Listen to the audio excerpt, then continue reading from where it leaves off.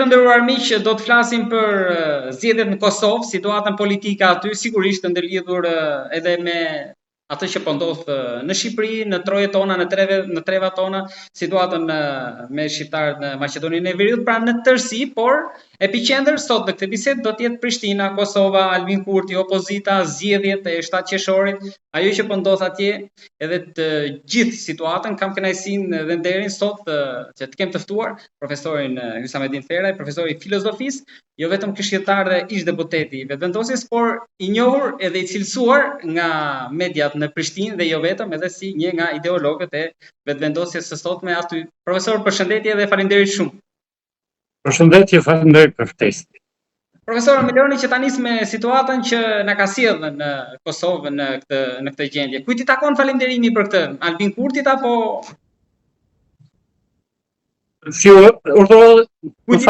Kujt i takon falënderimi për këtë situatë që jemi sot? I takon Albin Kurtit apo opozitës? Falënderimi tani është e qartë për gjithë që i takon opozitës, sepse u ka ofruar të gjitha mundësitë dhe ndihmën për të paraqitur ata kandidatin e vetë dhe nuk e kanë paraqitur asnjëherë. Thjesht vazhdimisht kanë deklaruar se kërkojnë një pyetje posti pa e ditur personin, kandidatin. Ai mund të ishte një i zakonshëm, ndoshta i marrë nga ndonjë institucion i çuditshëm, dhe mund të ishte ndonjë gjeni. Mirë po, nuk propozuan asnjëherë një kandidat, dhe kjo pastaj çoi tek zgjedhjet e reja. Profesor, por ju thoni që opozita po i bllokon Republikën duke marrë peng vendin. Tani, a mundi që mos ketë faj fare shumica këtu që ka 51%, ose ndoshta edhe nëse nuk ka faj, a mundi që ta hapte pak krahun që mos i merrte gjitha pushtetet? Nuk e di si çka do të thuaj hapje krahu ndryshe përveç se t'ju ofrohet atyre mundësia të paraqesin një kandidat. Ku Vetëvendosja mori përsipër të ndihmoj edhe për firmat për propozim që duhet të bënin, sepse ata nuk kishin asasinë e deputetëve që duhet bëjnë propozimin, dhe asnjë nuk e pranuan. Disa herë kryeministri dhe kryetari i Vetëvendosjes, Albin Kurti, ju kërkojnë na ndihmoni të mos i kemi të dy këto opozicione. Domethënë, paraqisni një kandidat, do ju ndihmojmë të mbjellni firmat, dhe të jetë kandidati juaj, dhe prapë nuk e paraqitet asnjëherë. As sot e kësaj dite nuk dim kë kishin ndërmarrë. E kështu normalisht që politika nuk bëhet si mbyllur as nuk bëhet me sekrete, konspiracione që mund të kishin dikë ndërmend, po mund të ishte aq i papranueshëm saqë nuk kishin guxim ta tregojnë kandidatin e tyre. Mirë po, presidenti është një figurë e rëndësishme i cili duhet të njihet si dije, si karakter, si integritet personi, e si tillë duhet bëhet publik, në mënyrë që publiku të mund të gjykojë.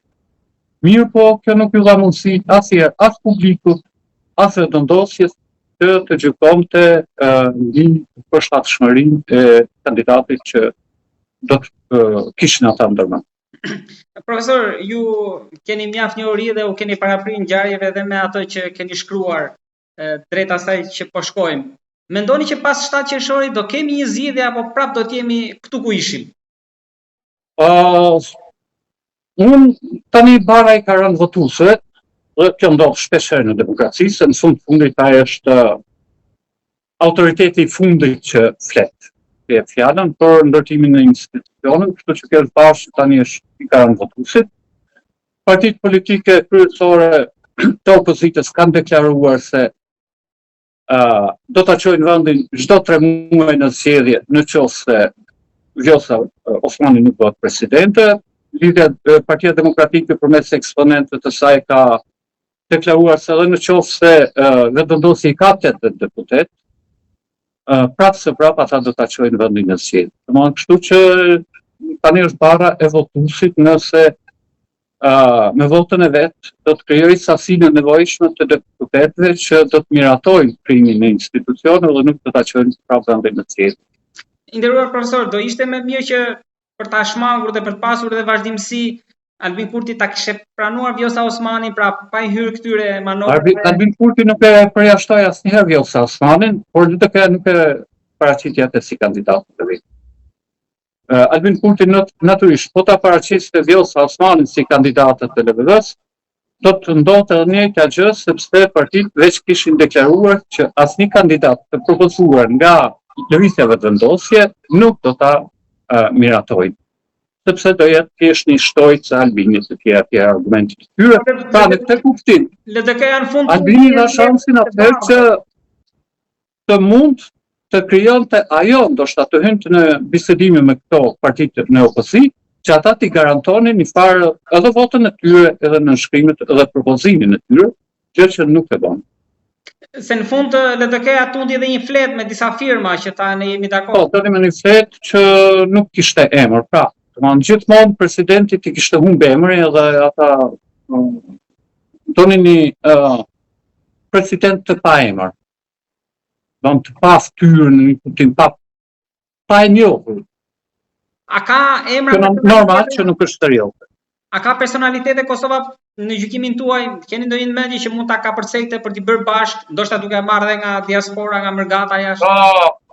Ka shumë personalitete, në fund pastaj lëvizjeve vendosje propozoi një kandidatën nga shoqëria civile me mjaft autoritet ndërkombëtar dhe kombëtar, të cilën ata prapë refuzuan. Edhe në fund ka dhe një farë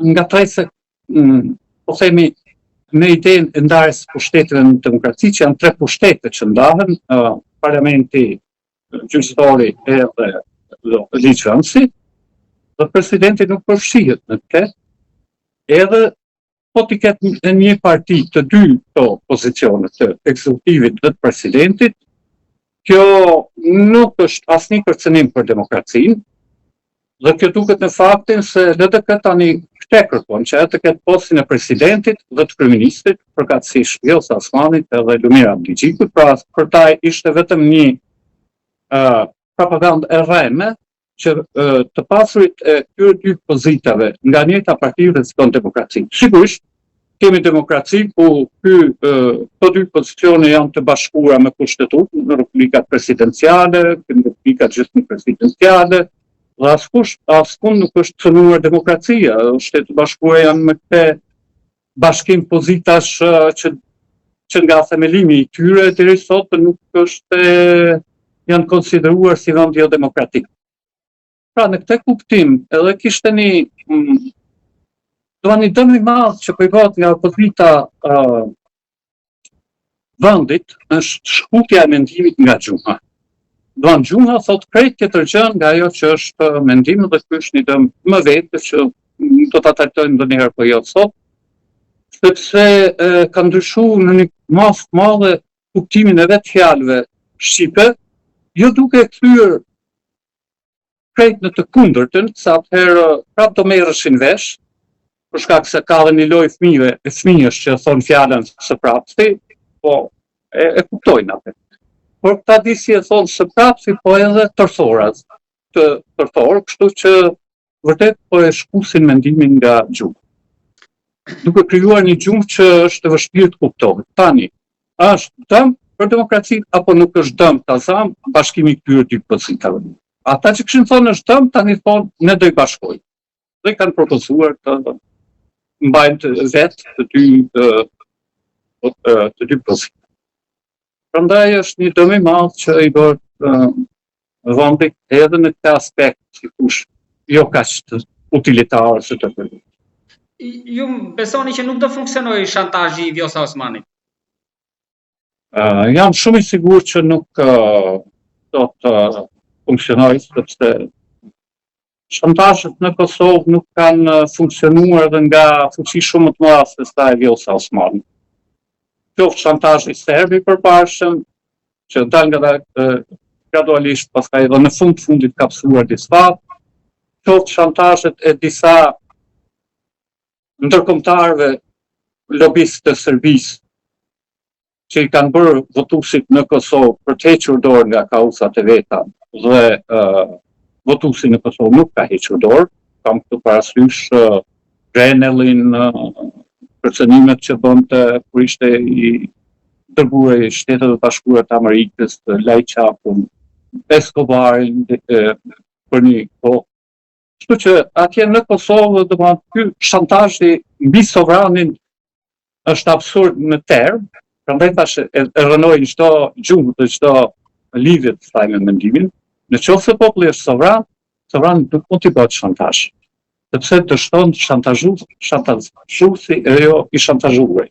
Sepse një popull nuk mund të shantazhohet dhe nuk mund të ndalohet.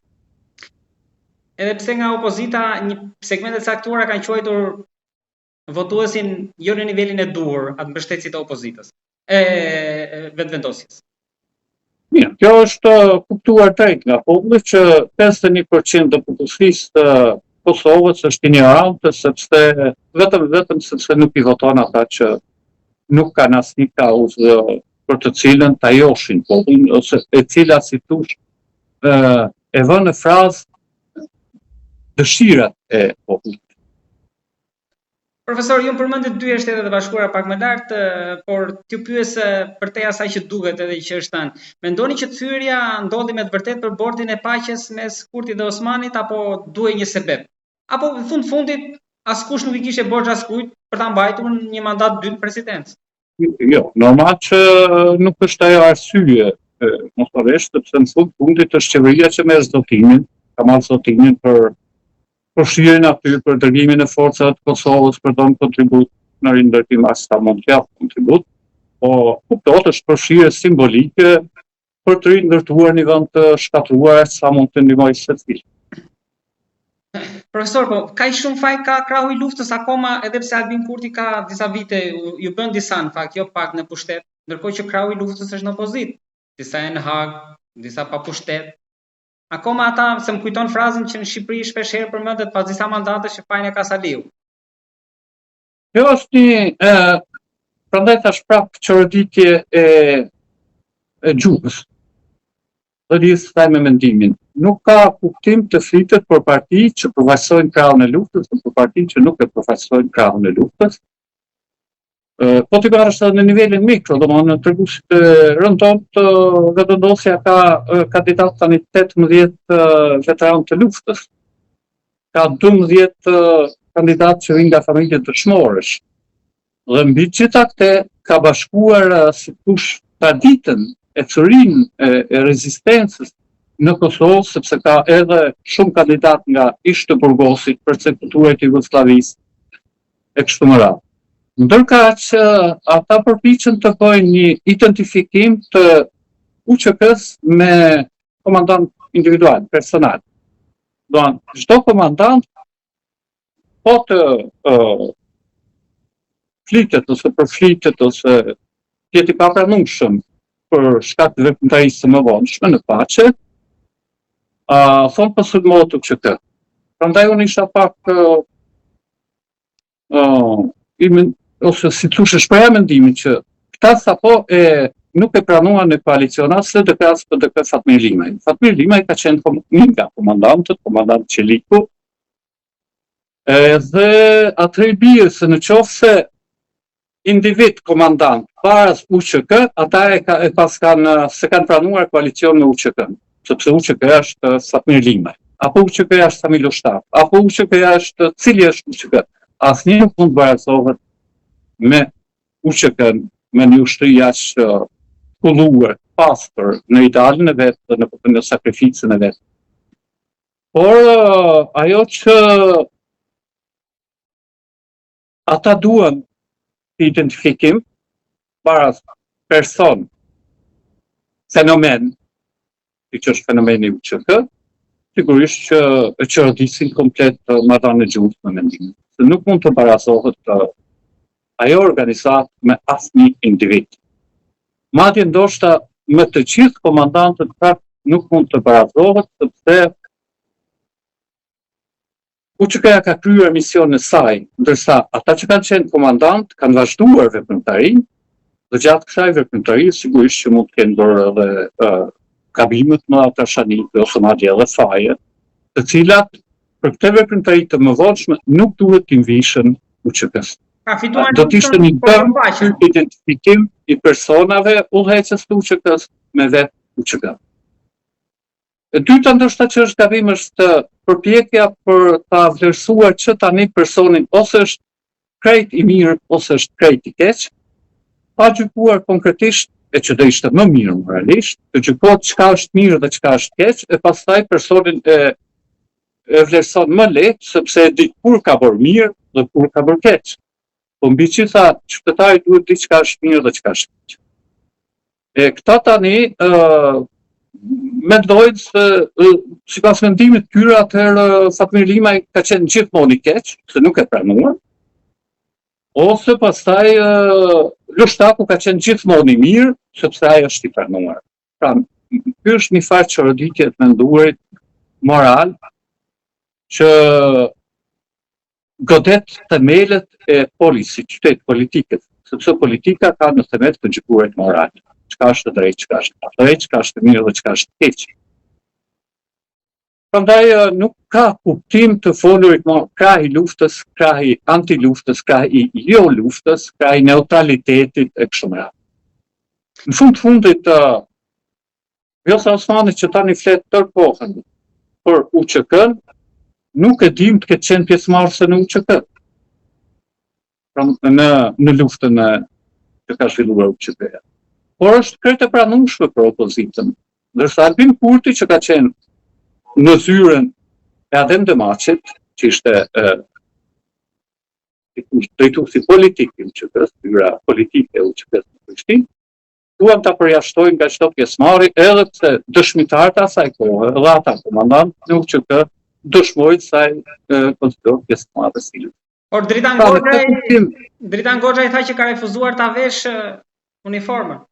I është kërkuar dhe ka refuzuar. Tani kjo është sqaruar mjaft që i kanë kërkuar vetë qëndroj aty dhe jo të vesh uniformën. Në fundit ka njerëz pa përshtatshëm për vesh uniformën. Për shembull, të dërgonin mua të veshja unë uniformën në të shkoja në front, që nuk di mirë të qelloj dhe as nuk shoh mirë pas syze, ndoshta do bëja kërdin sepse drejtoja kushkën majtas, po plumi shko të djathtas, ata djathtas nuk rrugëshin, nga që kishin parë se kam drejtu majtas, edhe mund të kërdisja tërbet, po kjo nuk ka kuptim. Do të thotë është një nga shpifjet që është e zakonshme.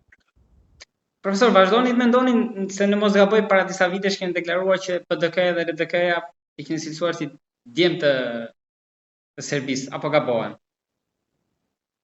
Kemë deklaruar se, shiko, nuk besoj ta kemë deklaruar kështu. Problemi është se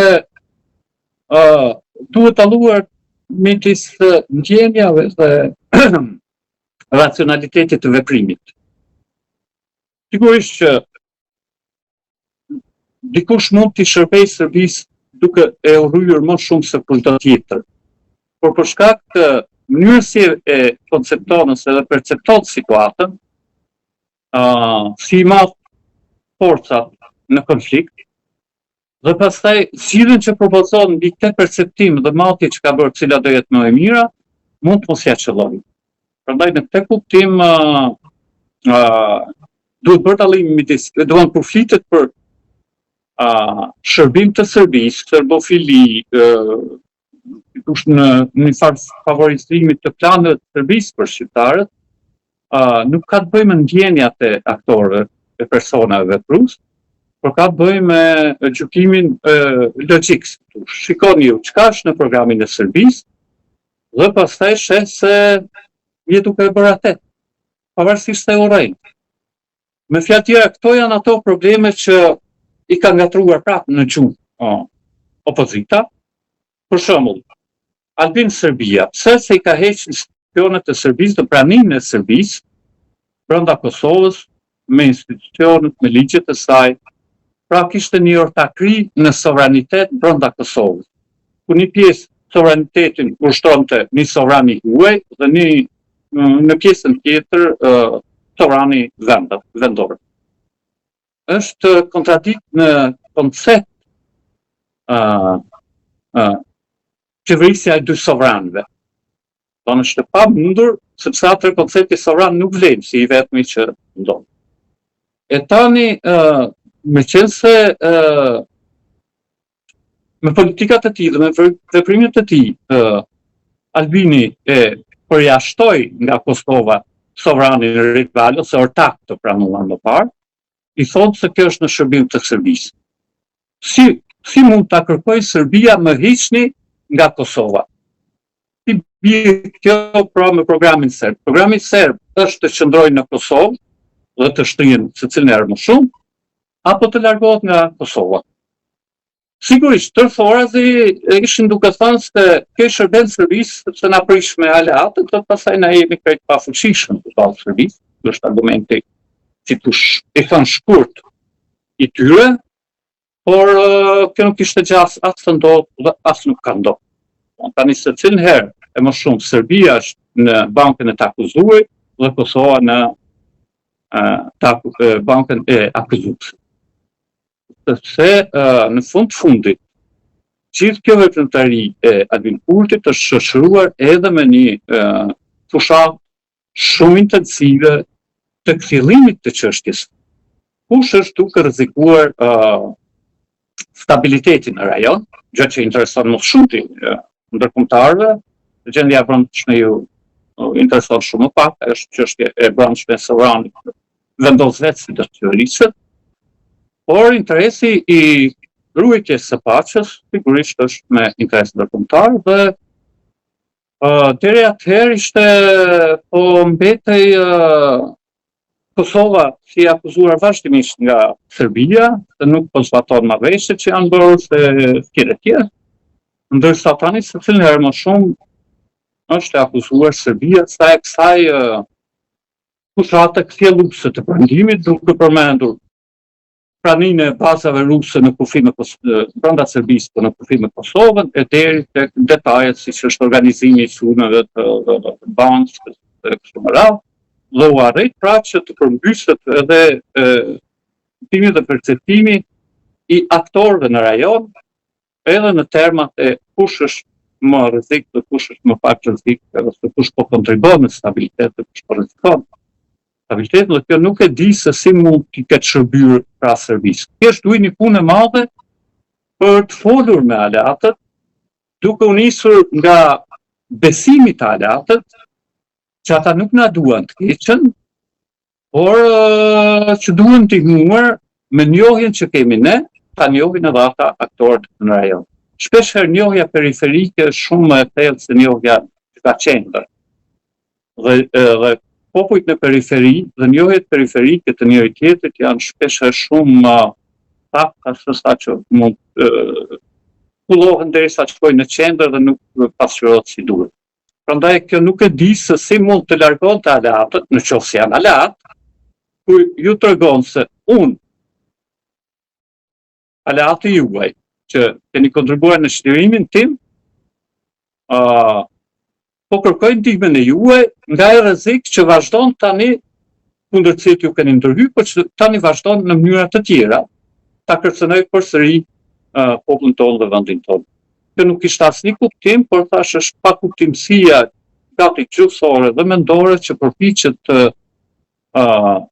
injektojë në popullsi dhe të votuesit një opozitë që mund të ketë motive krejt të tjera, personale, pushteti, pasuri e kështu me radhë, dhe I paraqet pastaj si një problem popullor I përgjithshëm, e që për fat mirë në Kosovë sigurisht kjo nuk ka ecë.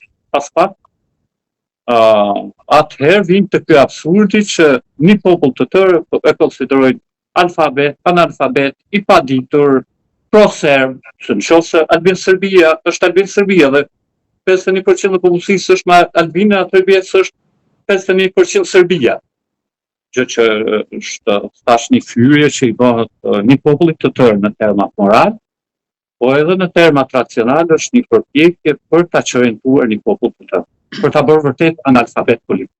Profesor, përqendruar për ta mbyllur me opozitën me motivet e saj, ka bërë buj një deklaratë juaj që Sami Lushtaku kërkon me lëvizjen e tij, sikur thoni ju, separatiste, ndarjen e Drenisës.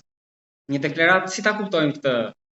Domethënë, I gjithë fjalori I tij, ato ditë ishte i mbushur me fjalor që është karakteristik për një lëvizje separatiste. Nuk ka vend Kosova, po e marr shtetin në Drenicë, Drenica kështu, Drenica ashtu, ashtu se Drenica nuk është më pjesë e Kosovës, me të gjitha shqetësimet dhe lumturitë që ka në Kosovë. Prandaj një veçim i tillë mbi bazë kahinore dhe kaq përgjithësuese, Drenica, dhe në Drenicë janë të gjitha ekzistencat politike siç janë në gjithë Kosovën. Aty ka vendosje, aty mund të ketë aty janë të gjitha projektet politike të fuqësisë, dhe Drenica nuk dallon nga vendet të tjera. Dhe ndoshta nuk kishte të drejtë të thoshte Drenica, duke folur në emër të gjithë drenicakëve, edhe të atyre që janë kundërshtar të familjes Shtakut, se nuk do të lejojnë hyrjen e Kosovës e institucioneve të Kosovës të ligjvatuese në Drenicë. Drenica nuk është e pavarur. Kjo ishte quajtur karakteristike që fitej në komunat e Veriut, ose ishte edhe ajo që ka thënë atëherë Ministri i Jashtme Gjermane, forcat tona policore në veri, çfarë doni ju këtu? E që shpejt u vërtetu se sa nevojshme ishte që policia e Kosovës ishte atje dhe jo Ministri i Jashtme Gjermane. Pra në këtë kuptim, kjo e folur krahinariste, e përgjithësuese, është një dëm që duhet të njoftohej si një mendim i mbrapsht. Popullsia të njoftohej, ndoshta ashtu ashpër pak, po në termat që në fundit e bardhin atë kuptimeve. Kur themi Kosova nuk i nënshtron Serbisë, kemi përgjithësuar. Sot Drenica nuk lejon hyrjen e institucioneve ligjvatuese në Kosovë, ke përgjithësuar një krahin, një lokalitet, një komunë. Ky është një fjalor i mbrapsht që nuk duhet të instalohet në asnjë komunë në Kosovë, në asnjë zonë etnografike në Kosovë, sepse vërtet atëherë çon tek këto rivalitete, tek këto perceptime se po shtypet Tazam Rafshi Dukagjinit, po shtypet Kosova, po shtypet kjo ose ajo zonë etnografike, Tazam Dushkaja, po Hasi e tjera, dhe këto kërkojnë të ndalojnë institucionet të Kosovës veprimin aty për zbatimin e ligjeve të vendit. Ndërkaq motivet ishin banale. Të ishte fjala për një akt bandites, që ligji duhet veproj, dhe nuk kishte krahasim me rezistencën që është bërë nga vetëvendosja gjatë gjithë historisë së saj për hir të kauzave. Nuk mund të thuhet që vetëvendosja ka protestuar kundër policisë dhe shëndesh me policinë, sepse nuk ka dashur disa etnicën, ndarjen në Kosovë të tjera, dhe është një lloj si unë tani që rezistoj sepse nuk dua të jap as intervistë për rrahjen e një personi që kuptohet nuk ka lidhje me kauza politike. Profesor, Hashim tha që do i bënte mirë apo keq një rikthim pra në skenën politike Kosovës. Ka Kosova nevojë për eksperiencën dhe për atë që ai ka dhënë akoma? Keni lexuar deklaratat e tij, marrë shkas ju pyes nga intervistat e shumta në media këto kohë. Sigurisht është një vendim i urtë i tij të tërhiqet, të largohet nga politika. Ndërsa eksperienca politike të Hashim Thaçit e kanë kryer funksionin e vet dhe nuk besoj se do të duhen më tej. Sigurisht mund të merret çka ka qenë mirë nga ai ndonjëherë në qoftë ka bërë, po përvojat e tjera kanë qenë sigurisht mjaft të kuptuese për Kosovën, të gjitha marrëveshjet që ka bërë me Serbinë dhe faktorin ndërkombëtar, për shembull i ka dërguar letër pa ja kërkuar unikut që ushtria e Kosovës mos kalojë në komunat veriore, që përvojë nuk duhet vazhduar, nuk i shërben pra më tej. Ka pranuar kuptohet që nga Zajednica deri tek propozimi i tij për ndarjen e Kosovës, kështu që këto përvoja nuk do t'i mungojnë Kosovës, po t'i mungojnë dhe jetë mirë. Profesor, folëm shumë, por nuk folëm për idenë e Albin Kurtit për bashkimin. Çfarë po ndodh me bashkimin kombëtar, apo po e pengon Rama? Kur je në pushtet, duhet të bësh veprime që përgatisin bashkimin kombëtar dhe e bëjnë si tush më shumë de facto se sa në fjalë. Kur je opozitë, duhet të flisni. për shembull, kritikat e opozitës për këtë nuk i konsideroj as pak keq. Pse? Opozita le të jetë në atë drejtim kauzash që ka një popull i tërë dhe që i formulon Albini, le të jetë më ekstreme se qeveria. Dhe kjo vetëm do e shëndosh politikën, kështu që kur i kritikojmë se s'po bën bashkimin, unë ndjehem rahat. Ndërsa nga pikpamja praktiko-teknike, duhet pas se pjesë e bashkimit kombëtar është edhe bashkimi i Veriut me Kosovën, de facto të ndarë edhe pse jo de jure ishte pjesë e territorit të Kosovës, po de facto funksiononte e ndarë, dhe t'i bashkosh një territor dhe pjesë popullsie territorit dhe kombit shqiptar, ky është një rast i bashkimit kombëtar, që ata duhet ta vlerësonin sepse e kërkojnë bashkimin kombëtar, kritikojmë se Albini nuk e bën se vetë s'është e artikulojnë shumë që duan, e nga ana tjetër pastaj miratojnë coptimin e mëtejshëm të kombit të territorit shqiptar, duke i propozuar Serbisë që një pjesë të territorit të Kosovës. Prandaj edhe kjo hyn atë pjesën e sikush e shtrembrimit e dëmtimit të mendimit të gjuhës. Sa i takon Shqipërisë mund duket paradoksale, por në vitet e para të bashkëpunimit Shqipëri-Kosovë ndërmjet dy qeverive, ndoshta kanë qenë vitet më të mira të marrëdhënieve midis këtyre dy pjesëve të kombit të shtetit. Janë miratuar marrëveshje që shkojnë ka barazimi i ligjeve midis dy vendeve, ka hapja e mundësive të perceptimit të vendit si një, tazam. Marrëveshje që studentët ose si gjimnazistët ose shkollarët e mesëm që mbarojnë shkollën në Saran, tazam, mund të aplikonin në Universitetin e Prishtinës dhe jo vetëm Tiranës, që sigurisht ky brez të rinj, ta kanë lënë adoleshencën në kuvend të rinj, e zgjeron për ftërimin për ardheu. Pra për të si mund të konkurrojnë në Tiranë, Shkodër, apo mund të konkurrojnë për të pranuar studentët në Prishtinë. Barazimi i ligjeve është një hap shumë i rëndësishëm drejt bashkimit të mundshëm, sepse një bashkim i vrrullshëm, pak të barazim të ligjeve sigurisht që do të shkaktonte një farë përplasje deri në barazimin e ligjeve dhe kur qytetarët pastaj dinin që janë në njëjtin ligj. Janë bërë shumë barazime, jo vetëm është lehtësuar jeta e qytetarëve, por është lehtësuar edhe ndjesia e tyre.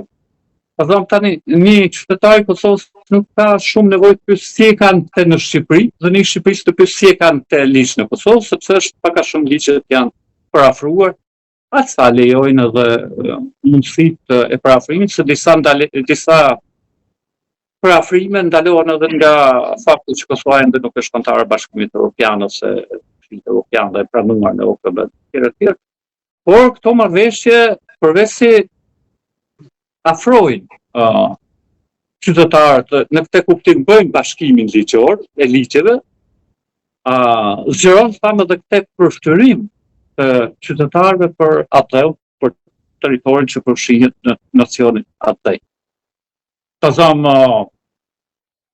dokumentet notariale njihen drejt për drejt, tazam një prokuror që marrë një notar në Gjakov, një lloj si ta kisha marrë një notar në Tiranë.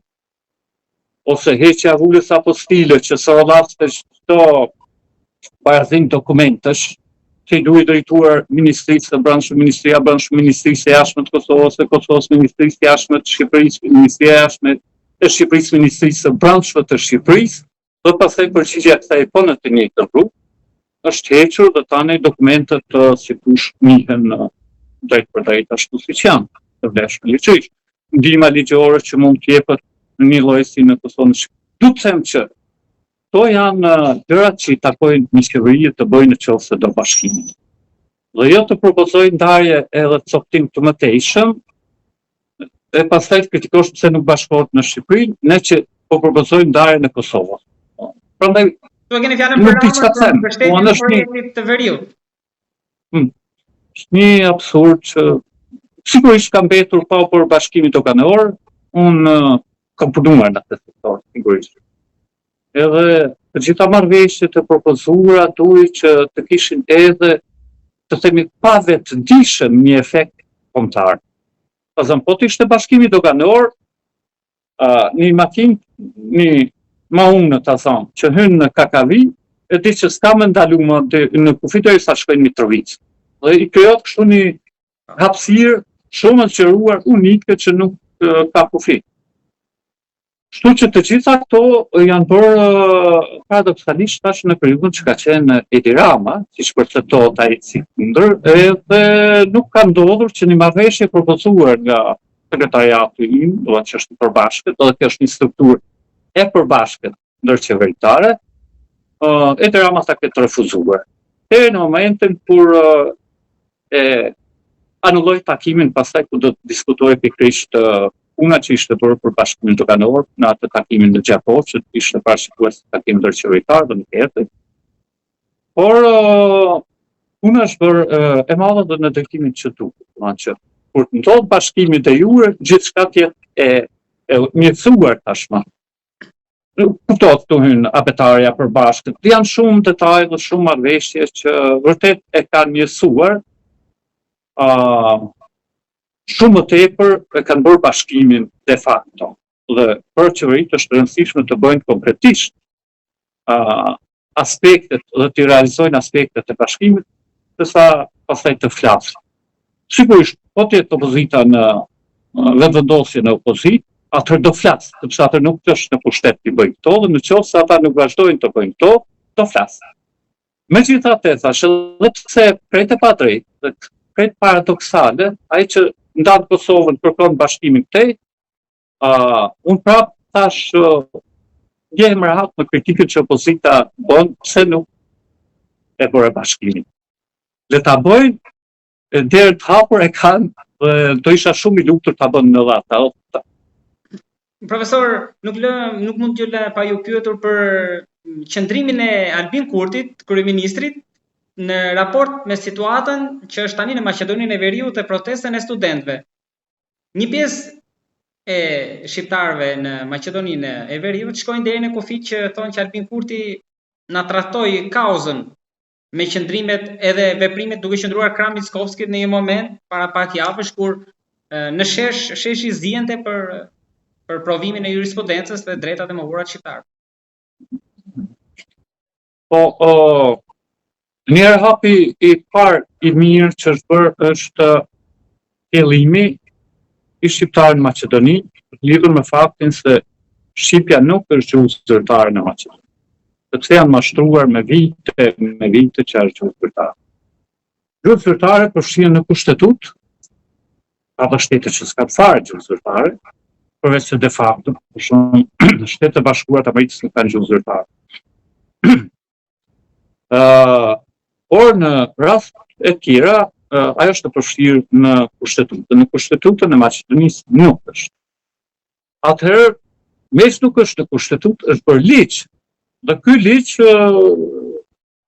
në esencë thotë që gjuha shqipe është edhe zyrtare, do të përdoret edhe në administratë, në për komunat ku ata janë mbi 20% shqiptarë. Pra është ligj dhe është deri në 20%, po jo në të gjitha komunat. Kjo do të thotë se nuk vlen edhe për institucionet qendrore shtetërore, sepse vërtet në komunën e Tetovës, ta thonë, shumica institucioneve kanë dy gjysmë, por ta thonë Banka Qendrore e Maqedonisë në Tetovë nuk është e detyruar të respektojë dy gjysminë e Tetovës. Sepse është bankë e shtetit dhe për shtetin është një gjuhë zyrtare. Po kështu mund të jenë edhe të gjitha institucionet e tjera shtetërore maqedonase që veprojnë edhe në komunat ku janë 20% shqiptarë. Kjo mbetet që është praktike, nga njëherë nuk funksionon për shkak se ata mund të bëjnë ndonjë lëshim, nga njëherë funksionon se nuk duan ta bëjnë këtë lëshim, do të thotë unë jam institucioni i Republikës së Maqedonisë së Veriut, jam qendror dhe për mua gjuha e vetme zyrtare është e komunikimit është kjo. Kështu që është hap i mirë që u ndërgjegjësuan, dhe kur ndërgjegjësohesh për një problem për cilin je mashtruar, kam përshtypjen se është një hap i madh drejt zgjidhjes. A zgjidh qeveria Mickoski, a zgjidh një qeveri tjetër? Kjo do të mbetet të shihet sepse nuk besoj se është çështje që zgjidhet kaq lehtë, do kërkoj pra mundime, sakrifica, lëvizje dhe përpjekje të shqiptarëve për ta realizuar këtë drejtë. Dhe prandaj janë hapa të mirë edhe protestat, edhe vetëdijsimi për problemin që ekziston. Dhe ky problem sigurisht u vetëdijsua kur nuk ishte më në pushtet BDI-ja që të vazhdonte mashtrimin e vet. Provimi i jurisprudencës nuk është thënë asnjëherë në gjuhën shqipe, në këtë rast, por tani është pyesoja se me ardhjen e Vlenit u qartësuan situatat dhe pastaj do të përpiqen të kur e heton problemin mund ta zgjidhësh. Ndërsa kur nuk e di as që është problem, qasat për ta zgjidhur minimal. Në fundit kundërshtarit ose si thonë djallit, djallëzia më e madhe e djallit është besimi se nuk ekziston. Pra të përhap besimin se s'ka djall. Edhe kjo të përhapësh besimin se s'ka problem me gjuhën shqipe në Maqedoni, kjo është djallëzi më e madhe se sa të tjera. Prandaj në këtë kuptim ajo është një lëvizje e mirë që duhet mbajtur gjallë, që duhet ndoshta të përhapet të probleme të tjera, ta thonë për statusin shtetëformues të shqiptarëve, për heqjen e 20% në qoftë, sepse atëherë edhe ne që jeton në Veles një shqiptar, ta thonë, do të kishte të drejtën e shqiptës si gjuhë zyrtare e Maqedonisë, por nuk e ka tani. Pra në këtë kuptim janë lëvizje që vlen edhe që duhet të ecën përpara. Profesor, kam një pyetje të fundit për ta mbyllur, ndoshta mund duket e egzageruar, por a mund mendojmë që a mund të ketë një, ose siç është folur edhe ditë e fundit me ajo një takim në Shtetet e Bashkuara, Vjosa Osmani, Grenë, një komplot amerikan kundër Kurtit? Cila ishte kjo e fundit? Komplot amerikan kundër Kurtit? Komplot? Pra të thashë mund të duket e egzageruar, por nisur nga deklarata. Jo, absolutisht nuk më duket e egzageruar, më duket pyetje më vonë sepse me diskurin e tyre, me ligjërimin e tyre i bëjnë të mundra ngritjet e pyetjeve edhe nga më paradoksale të absurde. Dhe kjo është problemi që kanë kriju ata, jo sepse ai e formulon problem pastaj që e kanë krijuar. Ndoshta njerëzit nxjerrja në pa e problemit është të drejtë. Ndoshta nisur dhe nga ideologjia për plasjet e viteve të fundit, pra mund të jenë shumë gjëra këtu. Unë nuk e di që tani kjo botë që është aktuale, që është ka ecë gati në mënyrë galopante drejt absurdit, të ndarë më shumë në vija ideologjike. Ndërsa për fat në Kosovë kjo nuk ka asnjë rol. Sepse njeriu duhet të heqë dorë nga një ngulitje në ideologji që përmbys raportin ideologji-politika. Ka thënë, ideologjit janë mjet për zhvillim. Dhe nuk ka rëndësi është të majtë të djathtë të mesit të qendrës konservatore të tjera, në qoftë se shoh se me veprimet e veta është duke zhvilluar vendi. Përndryshe përmbysët raporti dhe thua, parë do ham, si thoshte Enver Hoxha, e parimet ideologjike nuk i traktoj. Tani ta vësh popullin shërbim të ideologjisë, në vend se të jetë e kundërta, ideologjinë në shërbim të një populli, ky është fitush rënimi më i madh politik që mund t'i bëhet një mendje. Sepse politika duhet të ketë si qëllime morale, ideale apo deontologjike, detyrat që ka universale dhe pastaj sigurisht edhe rritja e lumturisë të mirëqenies së një populli. Si mundet dikush të qëndrojë besnik në ideologji vetëm edhe kur e shikon që populli po rënon. Kjo duhet të jesh dikush vërtet i mangët mendrisht për të qëndruar besnik ideologjisë dhe jo besnik detyrës që ka politika për zhvillimin dhe rritjen e lumturisë në një shoqëri. Ajo mund të bëhet herë nga e majta, herë nga e djathta, tradicionalisht perëndimi është zhvilluar nga alternimi i këtyre dyjave, po flas për tradicional, të tani ka marrë fund edhe ajo. Pra, të cili, po them, prirje ideologjike, që për një kohë ka pushtet të bën politikën, udhëheq politikën në një vendi, krijon teprime. Krijon teprime sepse në atë drejtim. Si shkon nga njëherë makina duke e shtuar shpejtësinë edhe pa vullnetshëm nga shoferët. E atëherë ata kanë alternuar dhe kanë sjellë herë të majtën, herë të djathtën. Ajo që është zhvilluar në perëndim është produkt i të dy këtyre prirjeve, ku pas teprimit nga njëra, populli ka sjellë tjetër. Një popull i mençur nuk ju qëndron besnik ideologjive në vetvete, sepse janë qëllim në vetvete, sepse janë mjet, dhe mjeti nuk mund të ketë qëllim.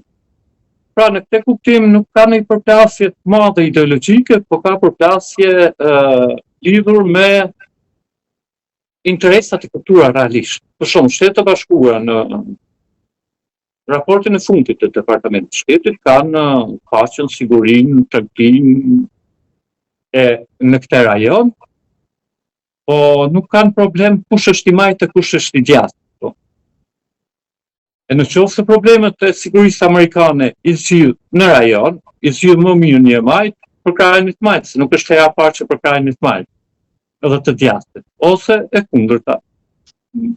Ndryshe është pastaj polemika brenda vendit, ku mund të mendoj se një politikë e djathtë tani është e nevojshme për shkak të teprimeve që ka krijuar majta dhe mas 4 vitësh mund ta humbte sepse krijon vetë teprime dhe atëherë krijohet situata e favorshme për palën tjetër. Kështu që nuk ka konflikt ideologjik SBA vetëvendosje. Ne bashkohemi totalisht me të gjitha vlerat amerikane, që janë karakteristike amerikane, edhe ata bashkohen me ne në promovimin e këtyre vlerave. Nuk ka konflikte ideologjike, nuk mund të shitesh as kujt jam i djathtë ose i majtë, sepse shohin sa ju shërbe, ose sa po vepron në përputhje me interesat, që shërbejnë edhe ty edhe atyre, nuk është po i shërbej atyre dhe jo vetë. Pra në këtë kuptim nuk edhe ky është një problem inekzistent që përpiqen ta bëjnë ekzistent. Përpiqen të krijojnë probleme nga le të marrim për shembull pohimin e Vjosa Osmanit se ka biseduar Albini me Vučićin disa orë pa pranimin as kujt tjetër. Edhe duke lënë të kuptohet se është në marrëdhënie të mirë dhe në shërbim të Vučićit. Duke lënë të kuptohet, sepse s'ka vënë ndonjë. Ka në shkencat politike që quhet analizë e kutisë së zezë, black box analysis, ku shihen elementet ku me qenë se studiuesi nuk bëhet të pjesë, ta zënë në mbledhjet e Byros Politike të Bashkimit Sovjetik, po ishin të interesuar të njohin politikën e Rusisë në kohën e Bashkimit Sovjetik.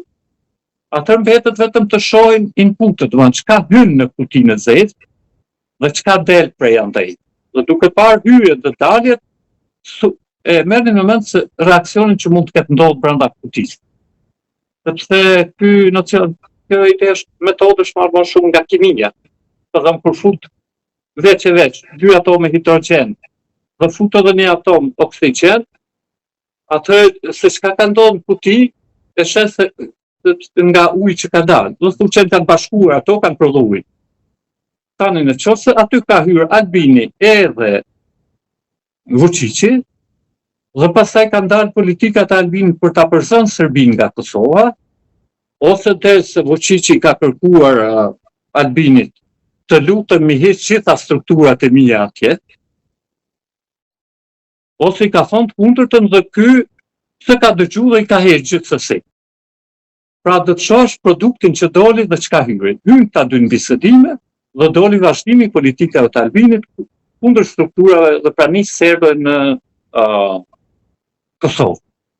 Kur them prani është për shembull në tregti ajo ishte në kryet vend nga i cili importoheni me shumë radhë. Dhe ka rënë nga fundi në rajon.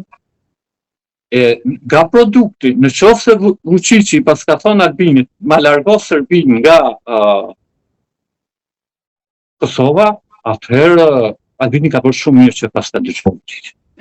Unë të thosha në vitet 90, me qenë si kisha lodhur njerëzit këtu duke folur për nevojën e luftës kundër Serbisë të pavarësisë së Kosovës, më thonin ajo nuk bëhet, duhet vetëm rrugë paqësore. Ja thash, vetë Serbia i nxit ngritjet shqiptare që t'i shtyp shqiptarët, ju thash, më thonë UDB-ja, lufto kundër Serbisë, dëgjoj UDB-n jo sigurimin e shtetit, që më thotë mos lufto kundër Serbisë. Pra, në këtë kuptim, çka është duke thënë, ajo aty s'ka qenë, se diçka është folë, është prapë kjo pozicioni i black box, por unë shoh çka doli, vazhdimi i politikave të Albin Kurti kundër pranisë së Serbisë në Kosovë dhe pro diskreditimit të pozicioneve serbe në rajon dhe për politikën botërore.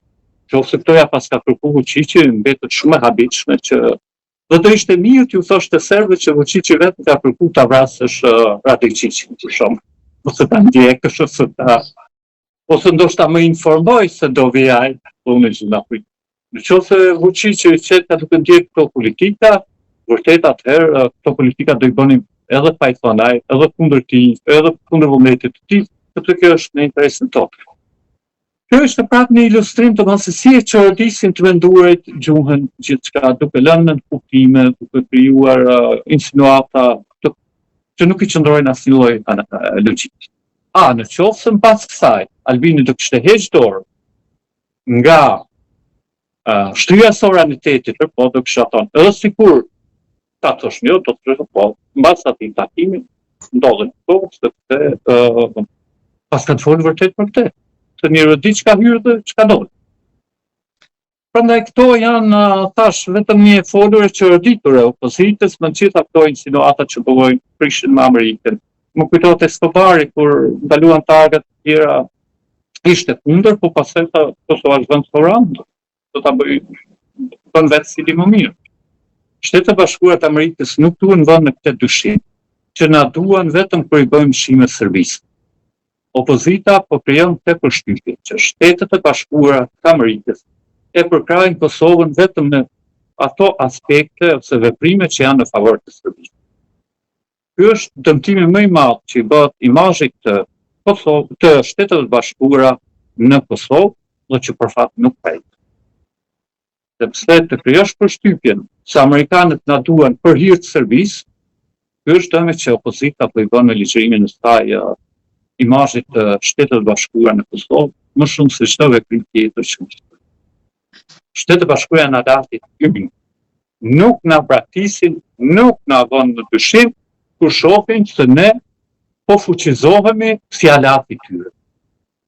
Sigurisht ka burokrat, teknicien që për hir të karrierës së vet e zgjidhin një problem ndoshta Kosovë-Serbi në favor të Serbisë që ta paraqesin si sukses karrierës së vet. Por kjo nuk është në interes as të Shteteve të Bashkuara të Amerikës, as të Kosovës, sepse për fatin tonë të mirë, është epoka e përputhjes së interesave tona me Shtetet e Bashkuara dhe Shtetet e Bashkuara me interesat tona, e as amerikanët nuk janë budallëk mos kuptojnë interesat e veta, kush po ju kundërlihet e kush po i mbështet. Në pritje të zgjedhjeve të 7 qershorit, profesor, unë të falenderoj shumë për bisedën. Me sinqeritet, kjo ishte ndryshe nga gjitha bisedat që kam zhvilluar, se nuk folëm vetëm për ngjarjet, por folëm për idetë. Të jam mirënjohës shumë për kohën dhe për mendimet që ju ndat me publikun tonë. Dhe në emër të tyre, unë të falenderoj sërish. Faleminderit.